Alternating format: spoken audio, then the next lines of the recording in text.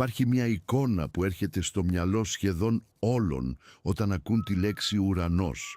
Λευκά σύννεφα χωρίς τέλος, άνθρωποι με χιτώνες να αιωρούνται στον αέρα, κάποιος να παίζει άρπα ακουμπισμένο σε μια χρυσή πύλη. Και όλα αυτά εκεί πάνω, πολύ μακριά, μακριά από τη γη, για πάντα. Είναι μια όμορφη εικόνα, είναι μια παλιά εικόνα και σχεδόν δεν υπάρχει μέσα στη βίβλο. Η άρπα δεν βρίσκεται εκεί. Η ψυχή που αιωρείται ως τελικός προορισμός δεν βρίσκεται εκεί. Και εκείνη η κεντρική ιδέα ότι η ψυχή σας ανεβαίνει, αφήνει τη γη πίσω της και πηγαίνει να κατοικήσει στα σύννεφα για όλη την αιωνιότητα, αυτή η ιδέα, όπως την κουβαλούν οι περισσότεροι στο μυαλό τους, απλώς δεν είναι αυτό που διδάσκει το βιβλικό κείμενο. Δεν είναι υπερβολή, δεν είναι πρόκληση. Είναι αυτό που φαίνεται όταν διαβάζετε τι είναι γραμμένο λέξη προς λέξη στη γλώσσα στην οποία γράφτηκε. Τότε από πού ήρθε αυτή η εικόνα? Γιατί βρίσκεται παντού? Σε ταινίες, σε κινούμενα σχέδια, σε αστεία, σε συλληπιτήριες κάρτες, το σύννεφο, η άρπα, η ψυχή που ανεβαίνει. Αν η εβραϊκή βίβλος δεν τη σχεδιάζει έτσι, κάποιος άλλος τη σχεδίασε. Η απάντηση έχει όνομα και έχει διεύθυνση. Ένα μεγάλο μέρος ήρθε από την Ελλάδα. Για τους αρχαίους Έλληνες, ιδιαίτερα στη γραμμή που έρχεται από τους φιλοσόφους, ο άνθρωπος ήταν δύο πράγματα κολλημένα μεταξύ τους. Ένα σώμα που συχνά θεωρούνταν σχεδόν σαν φυλακή και μία ψυχή, το καθαρό, καλό, αθάνατο μέρος. Ο θάνατος μέσα σε αυτή την αντίληψη ήταν σχεδόν καλή είδηση. Ήταν η ψυχή που λυνόταν από το σώμα, ανέβαινε, ξέφευγε από τη βαριά ύλη προς ένα ανώτερο πνευματικό επίπεδο. Προσέξτε πόσο μοιάζει αυτό με την εικόνα του σύννεφου. Η ψυχή ανεβαίνει, το σώμα μένει. Η ύλη είναι το πρόβλημα, το πνεύμα είναι η λύση. Μόνο που αυτό δεν είναι ο τρόπος με τον οποίο σκέφτονταν οι Εβραίοι. Και η βίβλος, στον πυρήνα της, είναι εβραϊκό βιβλίο. Για τον Εβραίο δεν είχατε ένα σώμα. Ήσασταν ένα σώμα με πνοή ζωής μέσα του. Σώμα και ζωή ήταν ένα πράγμα, αχώριστο. Γι' αυτό η ελπίδα τους δεν ήταν ποτέ η ψυχή που φεύγει προς τα πάνω. Η ελπίδα τους ήταν άλλη και θα φτάσουμε σε αυτήν σε λίγο. Υπάρχουν όσοι μελετούν αυτό το θέμα σε βάθος και λένε μια φράση κάπως σκληρή, ότι πολλοί χριστιανοί σήμερα, χωρίς να το αντιλαμβάνονται, είναι πιο Έλληνες παρά βιβλικοί. Κουβαλούν μια ιδέα για τον ουρανό που ο Πλάτων θα αναγνώριζε αμέσως, αλλά που ένας προφήτης του Ισραήλ θα έβρισκε πολύ παράξενη. Για να καταλάβουμε τι ονομάζει η βίβλος ουρανό, αξίζει να αρχίσουμε από τη λέξη. Στα εβραϊκά, ουρανός είναι σαμάγιμ. Και υπάρχει μια λεπτομέρεια κρυμμένη εκεί μέσα. Το σαμάγιμ είναι λέξη σε διοική μορφή. Τα εβραϊκά έχουν ενικό, έχουν πληθυντικό και έχουν αυτή τη μεσαία μορφή, τον διοικό, που χρησιμοποιείται για πράγματα που έρχονται φυσικά σε ζευγάρι ή σε σύνολο. Σαμάγιμ είναι περίπου τα ψηλά, τα ύψη. Είναι ο πάνω όροφος του κόσμου. Ο τόπος προς τον οποίο κοιτάτε όταν σηκώνετε το κεφάλι. Δηλαδή στην αρχή ο ουρανός δεν είναι ένα αφηρημένο πνευματικό επίπεδο. Ο ουρανός είναι το ψηλά. Είναι εκεί όπου βρίσκονται τα σύννεφα, ο ήλιος, τα αστέρια, τα πουλιά. Είναι φυσικός. Είναι το πάνω μέρος του ίδιου κόσμου πάνω στον οποίο πατάτε. Και υπάρχει μια δεύτερη λέξη που το κάνει ακόμη πιο συγκεκριμένο. Στο πρώτο κεφάλαιο της Γένεσης, όταν ο Θεός χωρίζει τα νερά, εμφανίζεται η λέξη ρακία. Σχεδόν κάθε ελληνική βίβλος την αποδίδει ως στερέωμα. Αλλά το ρακία έρχεται από μια ρίζα που σημαίνει χτυπώ, σφυριλατώ, απλώνω ένα μεταλλικό φύλλο με σφυριές. Είναι η ίδια ιδέα με τον σιδερά που παίρνει το μέταλλο και το χτυπά μέχρι να γίνει μια λεπτή και πλατιά πλάκα. Οι αρχαίοι Εβραίοι φαντάζονταν τον ουρανό περίπου έτσι, σαν μια καμάρα, έναν θόλο απλωμένο πάνω από τη γη που συγκρατούσε τα νερά εκεί επάνω. Στη Γένεση 1, 6 έως 8, αυτό ακριβώς περιγράφει το κείμενο. Τα νερά από πάνω, τα νερά από κάτω και αυτό το σφυριλατημένο στερέωμα στη μέση που τα χωρίζει.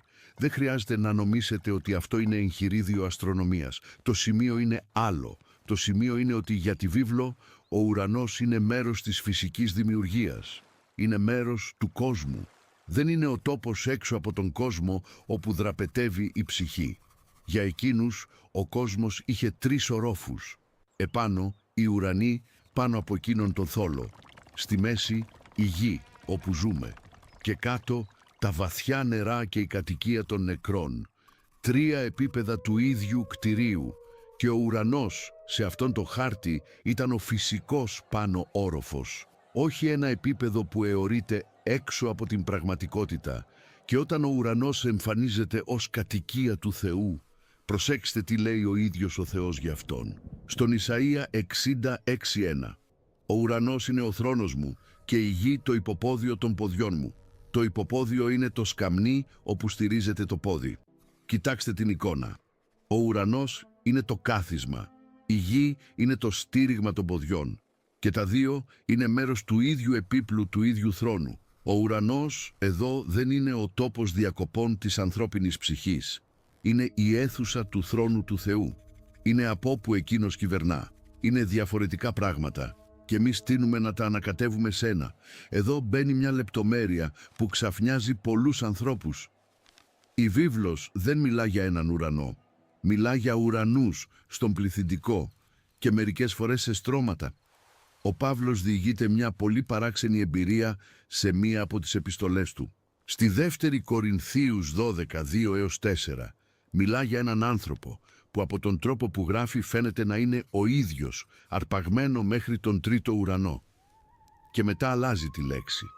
Λέει ότι μεταφέρθηκε στον παράδεισο και ότι άκουσε πράγματα που δεν μπορεί να τα επαναλάβει ανθρώπινος λόγος. Προσέξτε το αυτό. 3ος ουρανός. Αν υπάρχει 3ος, υπάρχει 1ος και 2ος. Ο Παύλος ανατράφηκε ως Φαρισαίος, εκπαιδευμένος να βλέπει τον αόρατο κόσμο σε στρώματα. Για εκείνον αυτό ήταν φυσικό. Οι αρχαίοι Ιουδαίοι διδάσκαλοι έφτασαν να μετρούν 7 ουρανούς, τον καθένα με το όνομά του.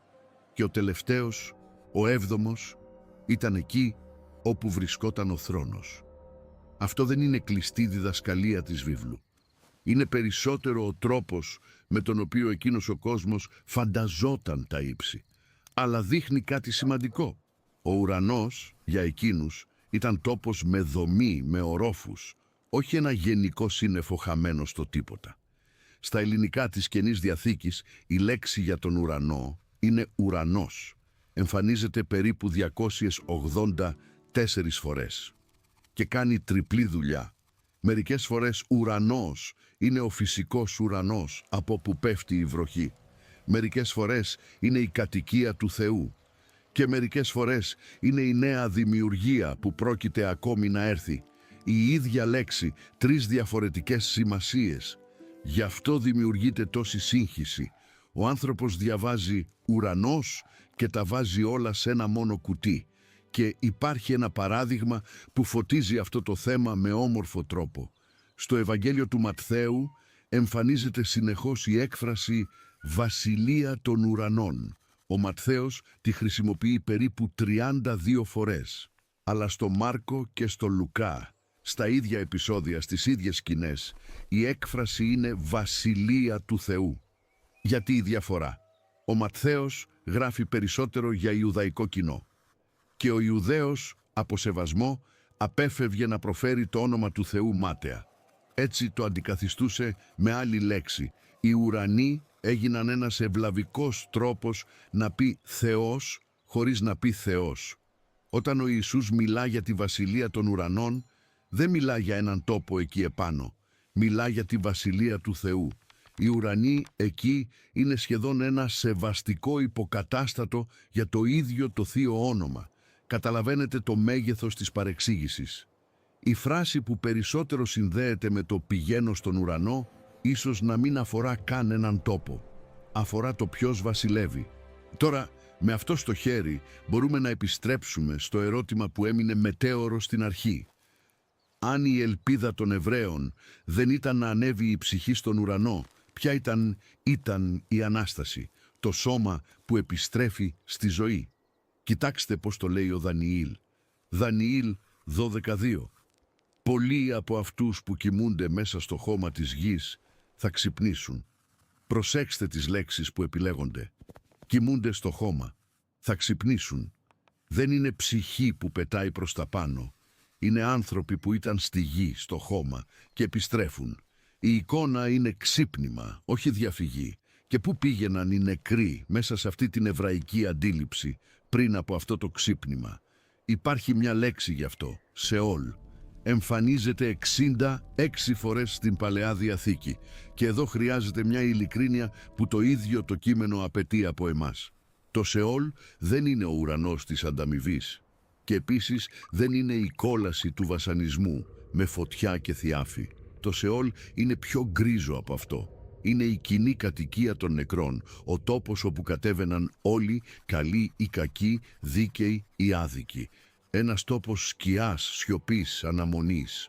Η εβραϊκή βίβλος είναι πολύ λιτή σχετικά με το τι συμβαίνει εκεί μέσα. Δεν γεμίζει το Σεόλ με λεπτομέρειες και ούτε εμείς θα επινοήσουμε όσα δεν είπε. Το σημείο που έχει σημασία είναι η αντίθεση. Η μεγάλη ελπίδα δεν ήταν ποτέ να μείνει κανείς στο Σεόλ ως ψυχή, ούτε να ανέβει σαν καπνός. Ήταν να σηκωθεί ξανά, ολόκληρος, με σώμα. Αλλά υπάρχει εκείνο το γνωστό εδάφιο, εκείνο που όλοι έχουν ακούσει σε κηδεία. Ο Ιησούς λέει «Στο σπίτι του πατέρα μου υπάρχουν πολλά οικίματα». Αυτό δεν θα ήταν η απόδειξη ότι η ψυχή πηγαίνει να κατοικήσει εκεί επάνω. Αξίζει να το κοιτάξουμε από κοντά. Βρίσκεται στον Ιωάννη 14, 2 έως 3. Η ελληνική λέξη που αποδίδεται ως οικίματα είναι μονή. Προέρχεται από ένα ρήμα που σημαίνει μένω, παραμένω, κατοικώ. Η μονή είναι τόπος παραμονής, ένα δωμάτιο, ένας χώρος όπου εγκαθίσταται κανείς. Σε μερικές παλιές αγγλικές βίβλους αυτή η λέξη έγινε mansions και από εκεί γεννήθηκε εκείνη η εικόνα των πολυτελών επαύλεων στον ουρανό. Μόνο που την εποχή που έγινε εκείνη η μετάφραση η λέξη σήμαινε απλώς αυτό. Έναν χώρο διαμονής, ένα δωμάτιο όπου κατοικεί κανείς. Δεν ήταν παλάτι, ήταν δωμάτιο. Και κοιτάξτε τι λέει ο Ιησούς αμέσως μετά, στο ίδιο απόσπασμα. Λέει ότι πηγαίνει να ετοιμάσει τόπο και ότι επιστρέφει για να παραλάβει τους δικούς του. Δεν λέει «παίρνω την ψυχή σας προς τα πάνω και μένει εκεί αιωρούμενη». Λέει ότι επιστρέφει. Η κίνηση στο τέλος είναι κίνηση ερχομού, όχι μόνο ανόδου. Και υπάρχει ακόμη ένα στρώμα που συνήθως χάνεται ακριβώς σε αυτό το σημείο. Ο Παύλος στην επιστολή προς Φιλιππισίους 1:23 μιλά για το να αναχωρήσει και να είναι μαζί με τον Χριστό. Σε μια άλλη επιστολή λέει ότι το να είναι κανείς μακριά από το σώμα είναι να είναι μαζί με τον Κύριο. Πολλοί το διαβάζουν αυτό και σκέφτονται «Ορίστε, αυτός είναι ο ουρανός, το τέλος της γραμμής, ο τελικός προορισμός». Μόνο που για τον Παύλο αυτό είναι μια ενδιάμεση κατάσταση, ένα ανάμεσα, ένα να είναι κανείς με τον Χριστό ενώ περιμένει τη μεγάλη ανατροπή, που είναι η Ανάσταση του σώματος. Δεν είναι το τελικό σημείο της ιστορίας. Είναι η αίθουσα αναμονής πριν από το τελικό σημείο. Και ακριβώς εκεί αρχίζει να ανατρέπεται όλη η εικόνα. Γιατί αν ο τελικός προορισμός δεν είναι η ψυχή που ανεβαίνει στον ουρανό, αν είναι το σώμα που επιστρέφει στη ζωή σε μια ανανεωμένη γη, τότε μένει ένα ερώτημα που φωνάζει στον αέρα. Πού ακριβώς? Σε ένα σύννεφο, σε κάποιο αόριστο πνευματικό επίπεδο ή σε έναν τόπο πολύ πιο συγκεκριμένο, με αριθμό, με μέτρο, με σχήμα, που το τελευταίο βιβλίο της βίβλου περιγράφει με κάθε λεπτομέρεια. Γιατί αυτό που βλέπει ο Ιωάννης της Πάτμου στο τέλος της Αποκάλυψης δεν είναι κανείς να ανεβαίνει. Είναι ακριβώς το αντίθετο. Και από αυτόν τον δρόμο θα συνεχίσουμε. Ο Ιωάννης βρίσκεται σε ένα νησί που λέγεται Πάτμος. Εξόριστος, μακριά απ' όλα εξαιτίας της πίστης. Και εκεί, στο τέλος της ζωής του, λαμβάνει το όραμα που κλείνει ολόκληρη τη βίβλο. Θα περιμέναμε το μεγάλο τέλος, κάπως έτσι. Η γη να τελειώνει, οι σωσμένοι να ανεβαίνουν, όλοι να φεύγουν προς τα πάνω, μακριά από εδώ. Αυτή είναι η σκηνή που οι περισσότεροι κουβαλούν στο μυαλό τους. Μόνο που δεν είναι καθόλου αυτό που βλέπει ο Ιωάννης. Ας πάμε στην Αποκάλυψη, κεφάλαιο 21, εδάφιο 2. Ο Ιωάννης λέει ότι είδε την Άγια Πόλη, τη Νέα Ιερουσαλήμ, να κατεβαίνει από τον ουρανό, από τον Θεό. Να κατεβαίνει. Κρατήστε αυτή τη λέξη για ένα δευτερόλεπτο. Κατέβαινε. Δεν ανέβαινε, κατέβαινε. Η κίνηση στο τέλος της βίβλου είναι από πάνω προς τα κάτω. Η πόλη έρχεται, ο ουρανός κατεβαίνει. Ο Θεός πλησιάζει τη γη και δεν είναι η γη που εξαφανίζεται κάτω από τα πόδια μας. Στα ελληνικά το ρήμα εκεί είναι καταβαίνω. Κατα σημαίνει προς τα κάτω. Βαίνω σημαίνει πηγαίνω, βαδίζω. Καταβαίνω σημαίνει κυριολεκτικά κατεβαίνω, πηγαίνω προς τα κάτω. Είναι η ίδια λέξη που χρησιμοποιείται για τη βροχή που πέφτει, για κάποιον που κατεβαίνει από ένα βουνό. Το κείμενο δεν διάλεξε αυτό το ρήμα τυχαία. Σημειώνει μια κατεύθυνση και η κατεύθυνση δείχνει προς εδώ. Μετά έρχεται το εδάφιο που εξηγεί το γιατί όλων αυτών. Αποκάλυψη 21:3. Μια δυνατή φωνή βγαίνει από τον θρόνο και αναγγέλει «Ιδού, η σκηνή του Θεού μαζί με τους ανθρώπους και θα κατοικήσει μαζί τους». Θα κατοικήσει μαζί τους, εδώ, ανάμεσά μας. Η ελληνική λέξη για το κατοικό σε αυτό το σημείο είναι σκηνό. Έρχεται από τη σκηνή, δηλαδή τη σκηνή, το αντίσκηνο, τη σκηνή του μαρτυρίου. Σκηνό σημαίνει στείνω τη σκηνή, καρφώνω το αντίσκηνο, κατοικώ μαζί. Κοιτάξτε τη λεπτότητα αυτού του πράγματος. Ο Θεός δεν τραβά την ανθρωπότητα μέσα σε ένα μακρινό σύννεφο. Ο Θεός στείνει τη σκηνή του ακριβώς στη μέση του ανθρώπινου στρατοπέδου. Και το επόμενο εδάφιο συμπληρώνει τη σκηνή. Δεν υπάρχει πια θάνατος, ούτε πένθος, ούτε κραυγή, ούτε πόνος. Τα παλιά πέρασαν. Δεν είναι η ζωή που δραπετεύει από τη γη. Είναι ο πόνος που βγαίνει από αυτήν. Αυτή η λέξη σκηνό έχει μια ιστορία που αξίζει να τραβήξουμε. Εμφανίζεται ξανά σε έναν απρόσμενο τόπο, στην αρχή του Ευαγγελίου του Ιωάννη. Ιωάννης 1:14. Και ο Λόγος έγινε σάρκα και κατοίκησε ανάμεσά μας. Εκείνο το κατοίκησε είναι εσκήνωσεν, από την ίδια ακριβώς ρίζα της σκηνής. Κατά λέξη έστησε τη σκηνή του ανάμεσά μας. Όταν ο Θεός έγινε άνθρωπος στον Ιησού, είχε ήδη κάνει σε μικρή κλίμακα αυτό που το τέλος της Αποκάλυψης υπόσχεται για πάντα. Ήρθε να στήσει σκηνή ανάμεσα στον λαό. Βλέπετε το νήμα που ράβει όλα αυτά μαζί. Ολόκληρη η βίβλος κινείται προς μία κατεύθυνση. Ο Θεός πλησιάζει. Ο Θεός κατεβαίνει. Ο Θεός κατοικεί μαζί και δεν είναι η πρώτη φορά που το κείμενο δίνει όνομα σε αυτή την επιθυμία. Στην αρχή του Ευαγγελίου του Ματθαίου, στο Ματθαίος 1:23, το παιδί που θα γεννηθεί παίρνει έναν τίτλο, Εμμανουήλ, και ο ίδιος ο συγγραφέας μεταφράζει τι σημαίνει αυτό. Ο Θεός μαζί μας. Όχι ο Θεός μακριά, όχι ο Θεός από πάνω, να παρακολουθεί από ένα μπαλκόνι. Ο Θεός μαζί μας. Όλη η ιστορία είναι ο Θεός που μικραίνει αυτή την απόσταση από τον Εμμανουήλ μέχρι την πόλη που κατεβαίνει. Και όταν ο Ιωάννης αρχίζει να περιγράφει την πόλη, εμφανίζεται μια λεπτομέρεια που μοιάζει με στολίδι, αλλά δεν είναι. Αποκάλυψη 21, 12 έως 14. Η πόλη έχει 12 πύλες και σε κάθε πύλη το όνομα μίας από τις 12 φυλές του Ισραήλ. Και έχει 12 θεμέλια και σε καθένα το όνομα ενός από τους 12 Αποστόλους. Προσέξτε τι στείνει αυτό. Ο παλιός λαός και ο νέος λαός στο ίδιο τείχος. Η πόλη δεν είναι κλειστή λέσχη. Κουβαλά ολόκληρη την ιστορία του Θεού με την ανθρωπότητα, χαραγμένη στις ίδιες τις πέτρες. Και εδώ χρειάζεται ειλικρίνεια. Κανείς δεν χρειάζεται να φανταστεί αυτή την πόλη σαν σχέδιο μηχανικού. Οι αριθμοί εκεί είναι εικόνα, όχι μέτρηση έργου. 12 πύλες, 12 θεμέλια. Το 12 στη βίβλο είναι ο αριθμός του λαού του Θεού, οι 12 φυλές, οι 12 Απόστολοι. Η πόλη είναι ολόκληρη ραμμένη πάνω σε αυτόν τον αριθμό σκόπιμα. Είναι γλώσσα με μήνυμα, όχι τοπογραφία. Υπάρχει ακόμη μια λεπτομέρεια που λέει πολλά σε έναν κόσμο περικυκλωμένο από τύχη και φόβο. Πιο κάτω, στο ίδιο κεφάλαιο, το κείμενο λέει ότι οι πύλες της πόλης δεν κλείνουν ποτέ. Ποτέ. Επειδή εκεί δεν υπάρχει πια νύχτα, δεν υπάρχει πια απειλή απ' έξω. Η πύλη μιας πόλης εκείνη την εποχή ήταν σοβαρό πράγμα. Έκλεινε με τη δύση του ήλιου για προστασία από εχθρό, από κλέφτη, από θηρίο. Μία πύλη που δεν κλείνει ποτέ είναι μία πύλη που δεν έχει πια τίποτα να φοβηθεί. Και δεν υπάρχει νύχτα επειδή δεν χρειάζεται. Το κείμενο λέει ότι η πόλη δεν έχει ανάγκη από ήλιο ούτε από σελήνη για να έχει φως, επειδή η ίδια η δόξα του Θεού τη φωτίζει. Το φως έπαψε να έρχεται απ' έξω. Άρχισε να έρχεται από μέσα, από την παρουσία που τώρα κατοικεί εκεί.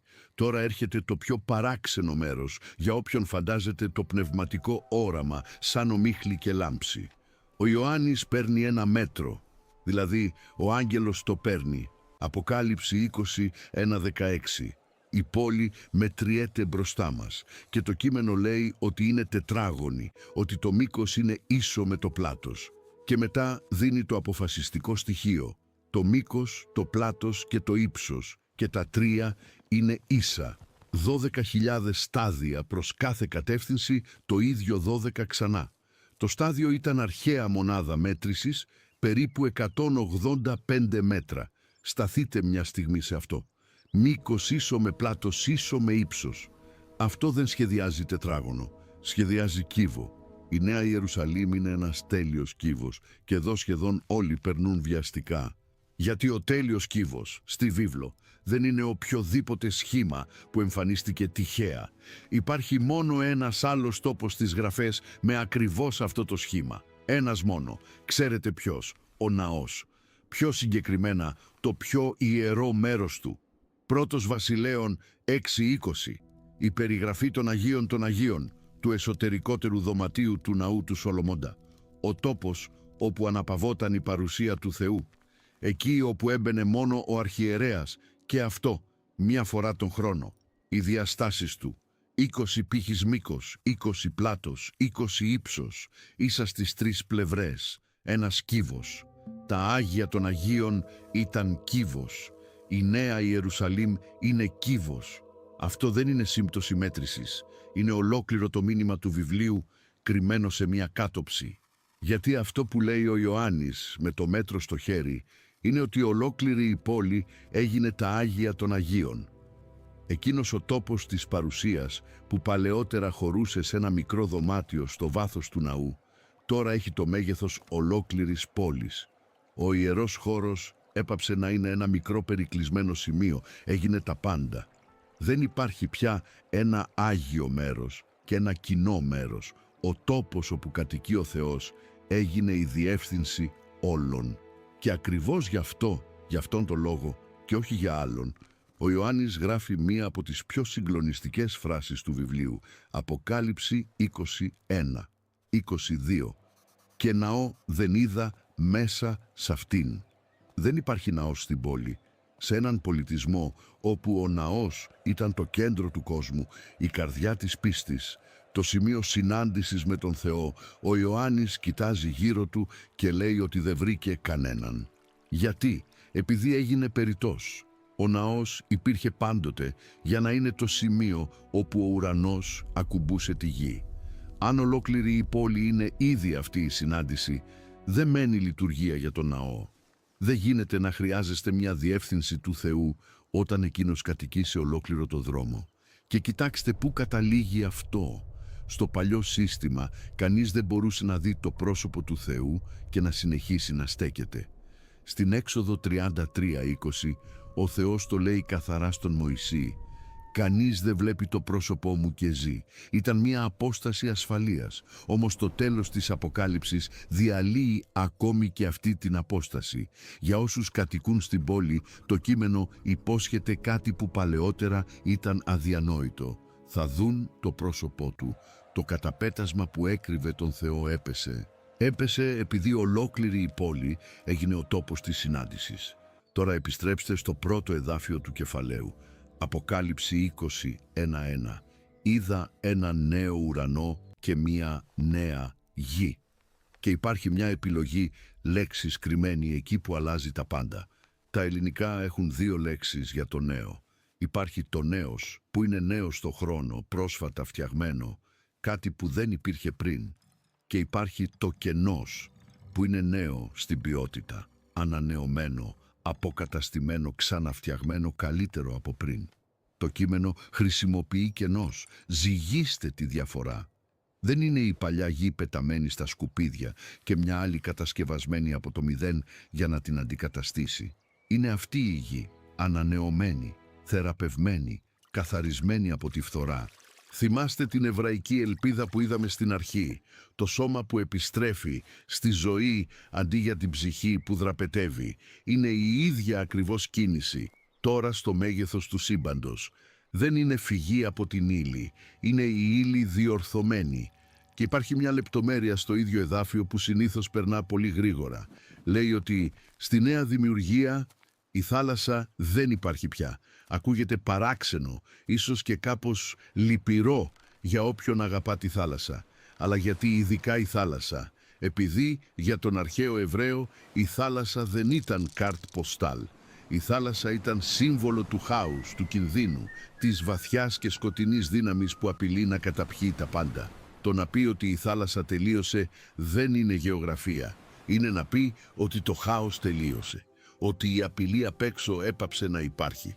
Και τότε η βίβλος κάνει ένα από τα πιο όμορφα πράγματα που μπορεί να κάνει ένα βιβλίο. Επιστρέφει στην ίδια την αρχή και κλείνει τον κύκλο. Θυμηθείτε πώς άρχισαν όλα, σε έναν κήπο. Στο δεύτερο κεφάλαιο της Γένεσης, ένας ποταμός βγαίνει από την Εδέμ και ποτίζει τη γη. Και ακριβώς στη μέση του κήπου ένα ιδιαίτερο δέντρο, το δέντρο της ζωής. Ήταν να είναι ο τόπος του Θεού κοντά μας.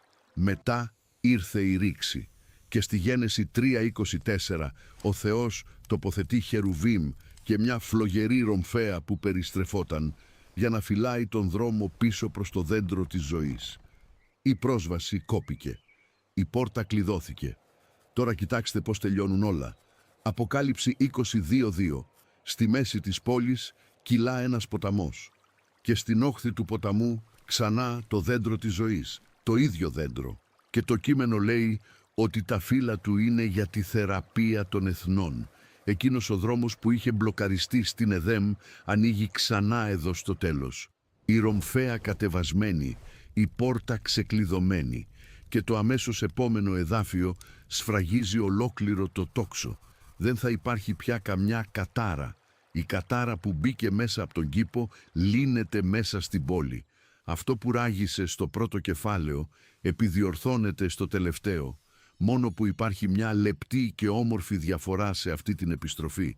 Η ιστορία δεν τελειώνει σε έναν κήπο. Τελειώνει σε μια πόλη που έχει έναν κήπο μέσα της. Η ανθρωπότητα άρχισε σε έναν κήπο που δεν φύτεψε και τελειώνει σε μια πόλη γεμάτη ανθρώπους, πύλες, ονόματα, κοινή ζωή. Δεν είναι επιστροφή στο σημείο εκκίνησης, σαν να μην μέτρησε καθόλου η διαδρομή στο μεταξύ. Είναι το σημείο εκκίνησης που οδηγήθηκε μέχρι το τέλος, ορίμασε, ολοκληρώθηκε. Ο Θεός δεν πατά το κουμπί της ανέρεσης της ιστορίας. Οδηγεί την ιστορία στον προορισμό που πάντοτε είχε κρυμμένο μέσα της. Και υπάρχει ακόμη κάτι που επιστρέφει μαζί. Στο πρώτο κεφάλαιο της Γένεσης, ο άνθρωπος δημιουργείται για να φροντίζει, να καλλιεργεί, να κυβερνά τον κόσμο ως εκπρόσωπος του Θεού. Αυτό το έργο χάθηκε μέσα στη φθορά. Στο τέλος της Αποκάλυψης, το κείμενο λέει ότι όσοι βρίσκονται στην πόλη θα βασιλεύουν στους αιώνες των αιώνων. Το αξίωμα επιστρέφεται. Η ανθρωπότητα αναλαμβάνει ξανά αυτό για το οποίο είχε δημιουργηθεί στην αρχή, τώρα χωρίς τον κίνδυνο να το καταστρέψει ξανά. Και αξίζει να υποθεί, γιατί ξαφνιάζει πολλούς ανθρώπους, ότι αυτή η ελπίδα δεν είναι σύγχρονη θεωρία ούτε σημερινή επινόηση. Μια ανανεωμένη γη αντί για μια φυγή προς τα πάνω. Στους πρώτους αιώνες της Εκκλησίας ήταν πολύ ζωντανή.